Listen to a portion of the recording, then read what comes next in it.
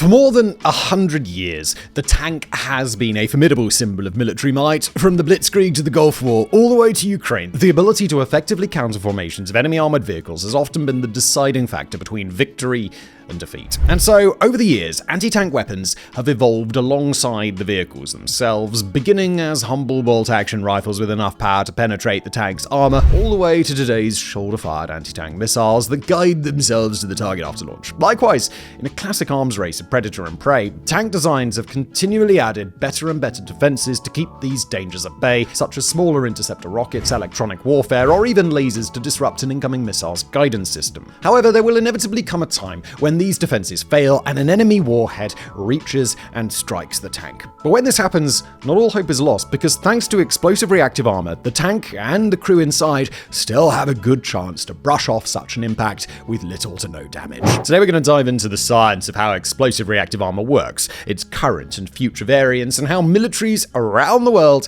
are designing cutting-edge weapons to overcome it.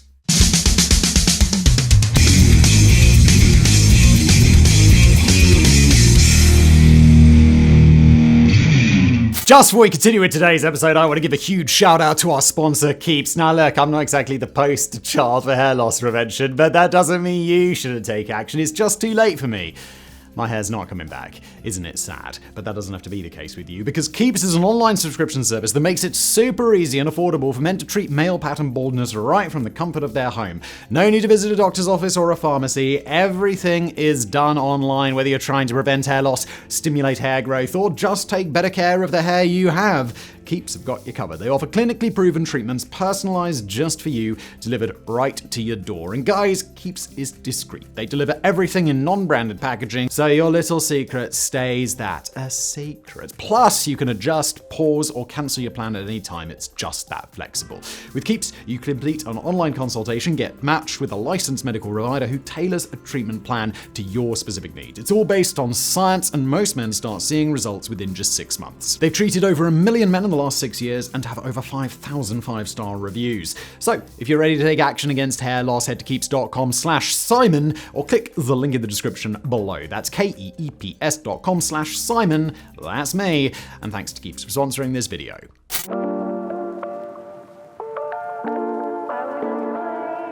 The basic concept behind explosive reactive armor, or ERA, is pretty simple. While the specifics vary across the globe, most variants of ERA share the same core layout, consisting of 3 layers. The first is an outer metal plate, underneath which is a highly explosive element, followed by an inner metal plate. The way this volatile sandwich saves a tank from certain doom begins from the moment an enemy missile makes contact. When sufficient pressure on the outer plate metal is detected by the ERA module, the explosive filling detonates, pushing the metal layers in opposite directions. While this explosion is far smaller than that of the anti-tank warhead that it's up against, it doesn't need to be immensely powerful to get the job done, because it isn't trying to outright destroy the threat on its own, just needs to disrupt it. This disruption comes from 2 effects, the first of which is the physical damage done not just from the blast, but from the metal plates that are launched as the ERA module is ripped apart. The length of the warhead must come into contact with all of these metal fragments and cut through these moving layers as it tries to reach the actual armor of the tank, which not only slows the missile overall, but deforms its specially shaped tip. The second effect comes from the blast and moving plates, directly disrupting the missile's trajectory, as the modules are usually placed at an angle on the outside of the tank. This forces the projectile into a slightly altered path, making it less likely that the anti-tank charge will have enough energy to penetrate through the tank's armor. If everything works properly, the incoming missile will lose its momentum, have its shape damaged, and be steered slightly off course. This can result in the missile prematurely detonating before even making true contact with the tank, or detonation upon contact with the tank, both of which can be easily absorbed. There are a few deviations from this standard design, such as one that uses numerous banana-shaped rods with individually packed explosives, but the key concept is the same. Even if the enemy warhead still manages to explode with all of its might, it's not going to have much of an effect on the tank or its crew, because it was unable to penetrate its thick armor. Even surviving this first shock can be the difference between life and death on the battlefield. Imagine a situation where where an armored convoy is ambushed with hidden guerrilla fighters suddenly launching a shoulder-fired anti-tank rocket at the lead vehicle. Because ERA requires no active scanning or electronics to function and is always at the ready, even a surprise attack such as this can be absorbed with zero action from the crew inside and allows the tank to immediately return fire and get to a safer location. The other advantage of ERA is that it can be scaled according to what threats a tank is expected to face. If the enemy is expected to fire long kinetic energy projectiles, versions with significantly thicker plates and higher explosive yield can be equipped. Modules can also be focused only on certain parts of a vehicle depending on where threats are expected, such as at the front or at the sides. After its intervention and deployment in the late 70s and early 1980s, ERA saw combat in a few conflicts and was adopted by many militaries worldwide. However, it was the USSR that took a special liking to the concept, and their production of ERA modules was so widespread that kits were retroactively designed even for older tanks such as T-55s, giving them a rapid modernization without having to invest much time or money. Today, explosive reactive armor is still highly valued by Eastern European militaries, with widespread deployment of ERAs known as Contact 1 and Contact 5 on T-72s and T-80s, with newer Russian ERA modules being specially designed for their T-90 and T-14 Armata. It's regularly used by armored vehicles of the Israeli Defense Force and comes equipped on US Abrams tanks, part of the Tank Urban Survival Kit, with the tiles greatly focused on the left and right sides of the Abrams. As time has gone on, the way the ERA modules have been improved is not just through making them thicker or heavier, but by speeding up their reaction time. The sooner the filling can explode upon contact, the further the plates will travel, causing even more disruption to the incoming charge as it now has to cover more space while in constant contact with the moving metal plates.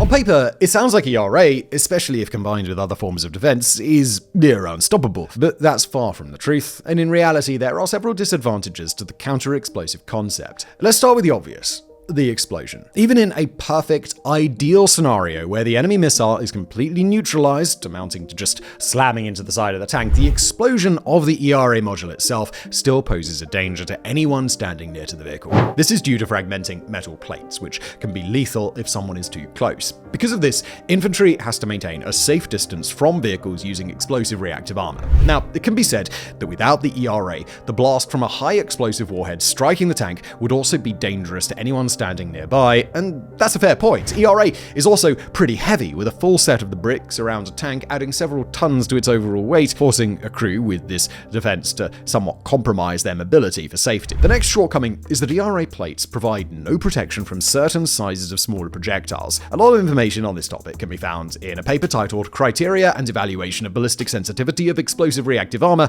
written by Serbian researcher Marinko Ugric. Through his extensive testing and theoretical analysis, he found that small arms fire did not trigger the ERA plate, which is intended, but the 20mm and 30mm armor-piercing or incendiary ammunition did often trigger the plate's detonation. The real danger here is that an encounter with a smaller vehicle, one which normally wouldn't pose such a grave danger, can shred your reactive armor with its smaller rounds, leaving you vulnerable until the armor is replaced. The size of ammunition, between 20 and 30mm, is commonplace on the battlefield. For example, it's used by the autocannon on the A-10 Warthog and even the Bradley fighting vehicle. But the true danger to ERA are tandem charges, a type of projectile designed with two separate warheads. The precursor warhead, which is the first one located at the tip of the rocket, which strikes the reactive armor and goes through everything that we described earlier, with the metal plates disrupting its momentum, the blast altering its course, etc. But remember, explosive reactive armor can only be used once, and now that it's been compromised by the first charge, the second plows through into its target uninterrupted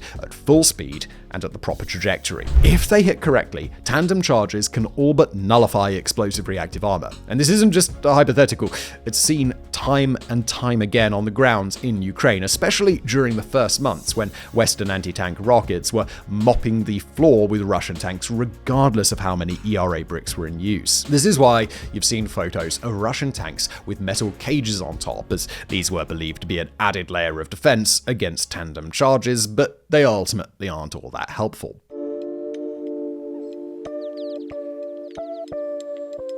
While it's certainly the flashiest, ERA is not the only type of reactive armor. There's also its opposite, non-explosive reactive armor, also called non-energetic reactive armor, or NERA. Just like ERA, the non-explosive versions are designed with two metal plates and a filling between them. Only instead of an explosive element, the filling is comprised of an elastic material such as rubber, plastic, or specially designed foams. You might be wondering how a layer of rubber could possibly stop a rocket, and the answer is that it uses the incoming warhead's own energy against it. When a charge hits the front plate, it generates a shockwave that travels through the deeper layers. As this shockwave leaves the metal layer and enters the rubber, it refracts or changes its angle, just as light does when it goes from traveling in air to water. This shockwave reverberates through the rubber, and as it exits into the back metal plate, it refracts into a new direction once again. This sudden force causes the back metal plate to rapidly move in the direction of this shockwave, which by this point is a completely different direction than the one the missile is traveling in.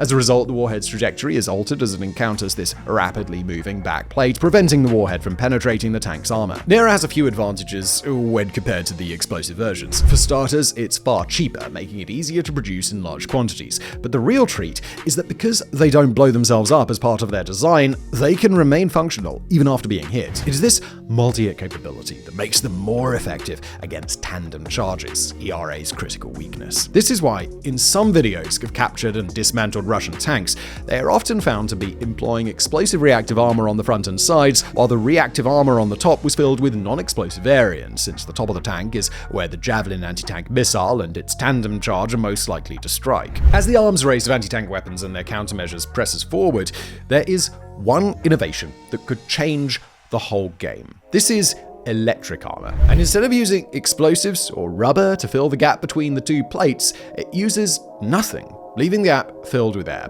Instead, the two separate plates are connected to a high-voltage power source, turning the whole system into a capacitor. When an incoming projectile penetrates through the first layer and touches the second, it closes the circuit and discharges the energy of the capacitor onto the projectile. If there's enough energy involved, this could completely annihilate or vaporize the projectile entirely, or according to some estimates, even turn it into plasma. Electric reactive armor has some significant advantages compared to its traditional counterparts. It would be far lighter, allowing it to be placed over the entirety of the vehicle without sacrificing as much speed or ability. And because it doesn't explode, it would also eliminate the shrapnel issue found in ERA, meaning supporting infantry could remain close to the vehicle. It would also have multi-hit capability, since the only requirement for its continued function is a power source and a projectile closing the circuit. Its main disadvantage is that, well, it hasn't been invented yet. There are some prototypes out there, with the UK and the US testing several variants, some of which have allegedly performed quite well, but the expense for further testing and deployment has kept it from becoming mainstream thus far. The other concern is that while it sounds cool, it might not actually be significantly more useful than ERA with our current capabilities, as it requires a lot of energy to fully vaporize larger projectiles, perhaps more than we can reliably produce and sustain with current technology. These issues are the primary reason why electric reactive armor, despite its potential, is still many years from widespread deployment, and why ERA is still the king of rolling with the anti-tank punches.